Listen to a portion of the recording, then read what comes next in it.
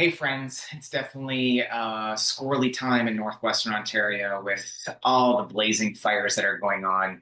And we're definitely not alone. There's a myriad of other ones taking place across the Western world. But for us, particularly where it hits home, there's a lot of feeling and sense of sadness and destruction and of loss and for the animals, for the homes, for the camps, and just the generalized kind of destruction. And then we start to look at, the help and the economy and where things go and where funds go and who's underfunded and who's not listening. And so it brings up these challenges, bring up a myriad of new challenges to our values, new challenges to things that are important to us or near and dear to us. And it's important that we take note of that. We take note of what is disturbing us, to take note of what is bothering us.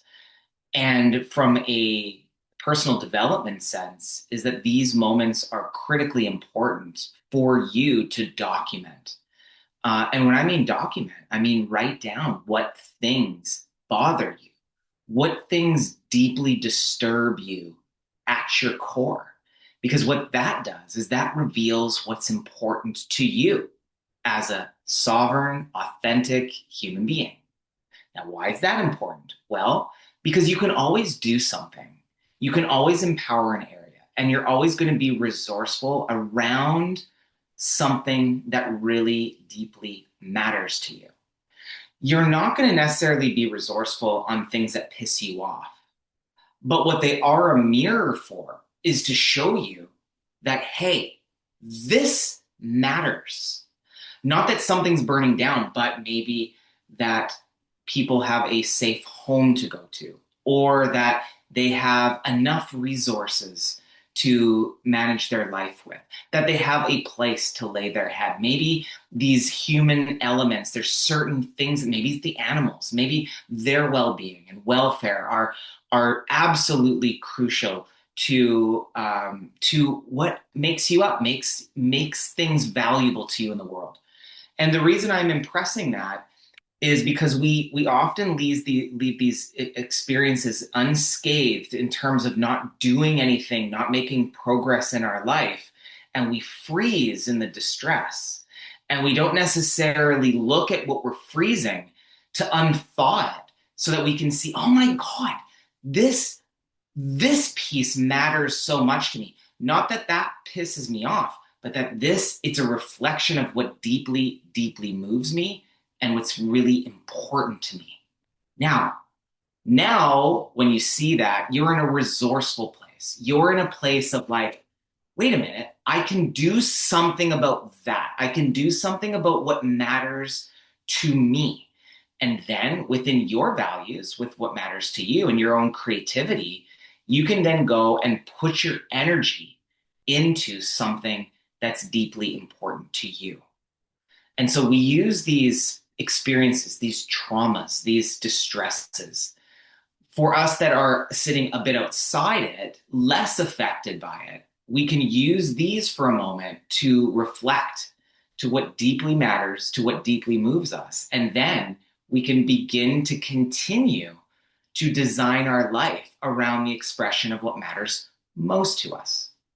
Now, remember, for most of us, we go through our days and our weeks and our even months without any remembering of what deeply moves us.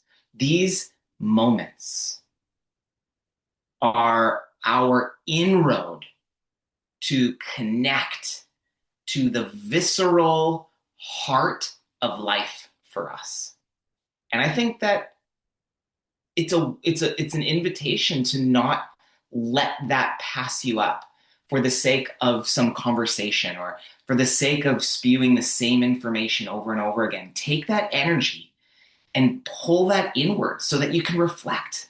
Say what matters to me. How do I then start to design my life a little bit more around what deeply moves me and matters to me? Imagine waking up every morning, not in the distress of what's happening, but the deeply moving energy that you're dedicating some part of you towards. Now, whether again, that's animal welfare, whether that's creating a safe home for people, whether that is dedicating your life to political well-being, whether that is dedicating your life to helping people to build money and resources.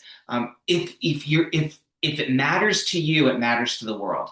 And so, but it's our responsibility, if you're not in the throes of it, to deconstruct what bothers us, to know that what bothers us is what moves us at our core, because what moves us is a reflection of our values. And then we can say, I'm going to start doing this, this, and this, these one, two, or three things that's going to move me forward in this direction because it matters to me. When push comes to shove, when the distress is at its worst, this is how I want to rise up.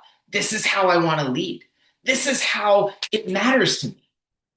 And so all of us have our own values. I'm not judging those values. I'm saying when push comes to shove, when the pressure's mounting and building, what births within us is what's most important to us. What moves us emotionally, heart-wise, body-wise, is what our values want to express from us. And so if you don't take the time to do that, what you run the risk of is your body freezing in the distress of it. And that doesn't, from a leadership standpoint, it doesn't serve you. It doesn't serve the community. Find what matters to you. See if you can step up with 1, 2, or 3 action steps to be able to move your life forward, which benefits the whole community. That's my message to you. Hope this lands for those people that need to hear it. And I would love to hear your feedback. If there's any questions, concerns, let me know. You know how to reach me. Take care.